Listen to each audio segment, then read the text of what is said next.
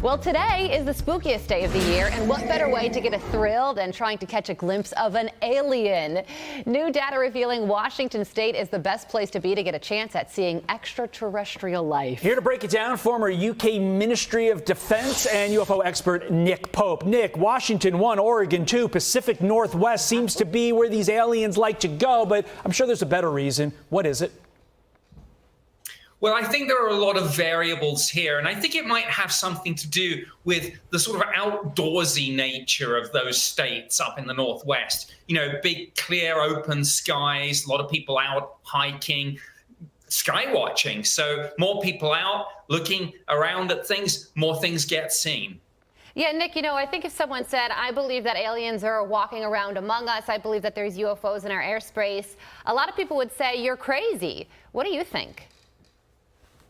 Well, I think this subject has come out of the fringe and into the mainstream recently. I mean, we have hearings in Congress about this now. We have the newly formed task force on the declassification of federal secrets. They're going to be looking at UFOs. And of course, just very recently, the vice president made some fairly open-minded comments about this in a situation where this subject used to be an absolute third rail for politicians. Yeah, J.D. Vance, literally to your point, coming out and saying, I have to, as vice president, help get to the bottom of this. I have to imagine that definitely removes the stigma about saying, hey, I saw something, I'm going to say something. Speaking of something, this could be something. Interstellar visitor 3I Atlas making a mysterious move toward the sun in what people are calling a cosmic turning point. Those people could have just been our producers, but I'm going to say it anyway. The expectation is that this thing should break up when it goes to the sun, because the sun, as we know, very, very hot. Things go near it, they break up. But if it remains intact and moves away from the sun, that could be a sign of extraterrestrial intelligence. What do you think it's going to do, Nick?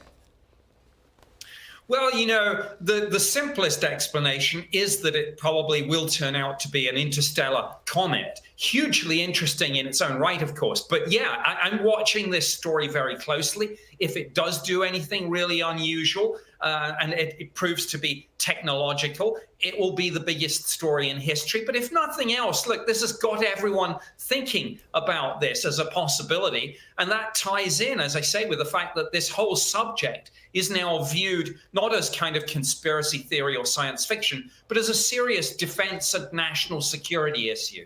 Yeah, there is a debate taking place right now within the scientific community over this thing, 3I Atlas. Some people say it's a comet. Other people think it's something else. They think it could be a spaceship.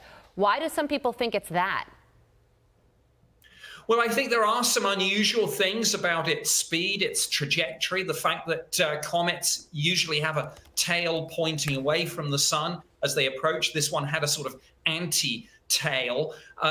But, you know, if we were sending a probe to another solar system, this is kind of probably exactly what we would do, a close flyby of the planets and then see what happens. Ooh. So, yeah, I'm watching very closely. I think you said the key thing, though.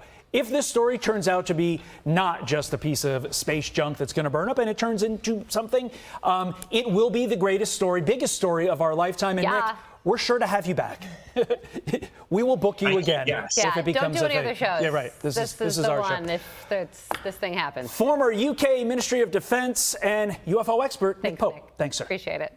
I'm Steve Ducey. I'm Brian Kilmeade. And I'm Ainsley Earhart. And click here to subscribe to the Fox News YouTube page to catch our hottest interviews and most compelling analysis.